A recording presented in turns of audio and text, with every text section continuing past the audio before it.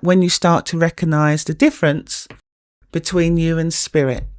A quote by Albert Einstein: "The intuitive mind is a sacred gift, and the rational mind is a faithful servant." There's going to come a point in your development, and it's a really interesting one actually, so sit back and listen.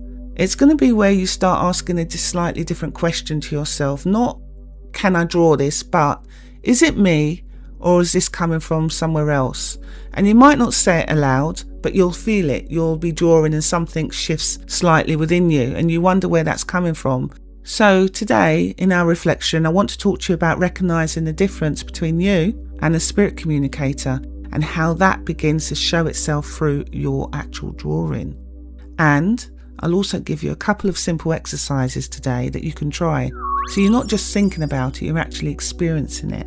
So if you've got your pencil nearby, as I always say, have it in your hand. You don't need to force anything. Just stay open while you listen and doodle, draw, and have that space where you can just be present with the pencil in your hand. And you never know, spirit may just move it for you. So let's start this with some honesty, because this is where a lot of students get stuck. At the very beginning, something feels like strange or off, or it feels like everything you draw is actually coming from you. So when you're drawing spirit faces, you feel like it's coming from you. So you're drawing the head, you're making the shapes of the eyes, the mouth, the nose, etc., working out where the features go, and it feels like you're making all of the decisions. And that's completely fine, isn't it? You need to at that stage, because your drawing ability gives you structure to work with. And so those of you that have learnt the structure that I've given you, if you're a student listening to this now, then you already have the structure I've taught you. But as you continue, you may begin to notice moments where something feels slightly different for you.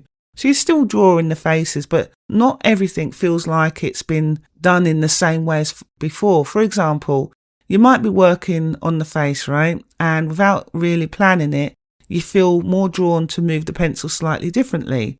You adjust the line around the mouth, not because you've measured it out with a ruler, but because it feels like it just needs to sit differently. That's the key word, it feels like. Or maybe you adjust the eyes slightly because you feel like the eyes need to be adjusted. And then the expression changes in a way that feels more natural. And in that moment, you might pause for a moment and you might think to yourself, I didn't plan to do that. And that's usually one of the first signs that you're not being dramatic in your drawing. You're not forcing your drawing. And it shouldn't be something that's overwhelming, because a small shift like that, where the drawing starts to feel like it's being influenced rather than controlled by your mind, this is where the learning really begins.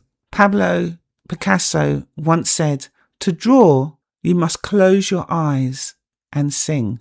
And now, because you're not just drawing, you're becoming aware of how you are drawing. There's going to be moments where it clearly feels like it's you doing it. You're thinking, you're adjusting, you're working things out step by step. And then there will be moments when something arrives to you a little bit more quietly. Something arrives within your mind, within your spirit, within your soul, within your very being. It could be a thought, a feeling, a subtle pull to change something that you've just drawn. And the key here is not to label it too quickly, not to jump in and say, oh, that's definitely spirit, or oh, that's just me. Instead, you're just observing it. You stay with it. You notice how it feels. Because over time, you're going to begin to recognize the difference through experience, not assumption. So let us do an exercise. And I'm going to call this exercise Noticing the Shift. We're going to do 2 exercises. This is going to be exercise 1. So I want you to put your mind to an open and willing state. And this is something that quite simple that you can try with me. So as you begin your drawing, so you can have your pencil and your paper in front of you. And so just start as you normally would. So you're going to try to do a portrait, right? So you're going to lightly sketch the head shape. You're going to place the general structure on the page, just to get something on the page. And as you're doing that, I just want you to become aware that this part will mostly feel like you. You are setting things up, and that's fine. You're setting things up on the page where the head goes, the chin goes. And then after a few minutes, just pause slightly. You're not stopping completely. You're just softening your focus a little and ask yourself quietly, as you're drawing, as you're listening, what do I feel about this face? Remember, it's not what you think, it's what you feel. Now continue drawing the face, sketching it. And notice, does anything begin to shift? Do you feel guided to adjust something? Do you notice a change in how you place the next mark on the paper, the next line, the next curve? So you're not forcing it, you're just allowing the possibility of influence to be there. Now take a breath, just put your pencil down for a moment, just look at the drawing. So now let's do exercise 2. So you're going to follow the subtle influence, okay? So here's another one. So continue working on the same page, and as you're working into the features now, the eyes, or the mouth, or the nose, as you're gently, lightly sketching, I want you now to slow down slightly. Slow the drawing right down. Now, instead of deciding straight away what to do next on the page, just wait a second. You might feel something very subtle, a sense to lift the line slightly, or to soften the line, or to press darker, make bolder marks on the page. You may feel inspired to change the corners of the mouth, perhaps change the eyebrows. You may be inspired to change the angle of the face just a little.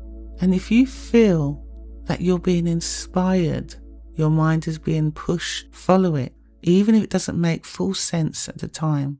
Then you step back and look at the drawing. So put your pencil down and just look at your drawing at the moment and ask yourself this: did that bring something into the face? You just sit in for a moment. Might not be perfection, but you might recognize just presence. Because this is how you begin to recognize a difference, you see. Not through big moments, but through these small adjustments that seem to come from somewhere slightly different. So sit back, place your pencil down, and as you look at the drawing, do you feel there's a presence there? Even if the drawing is not completely finished, that's okay, because it should be the energy that you feel from the marks that you've put on the page.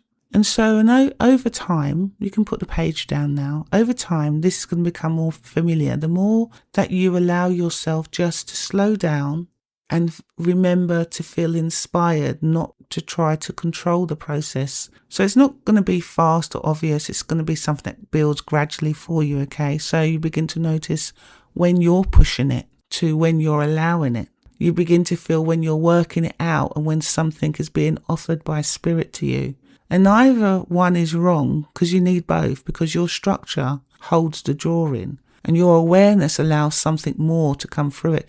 Your awareness allows the presence to be felt within the portrait. And this is where your work starts to deepen, not because you're trying harder, but because you're becoming more receptive.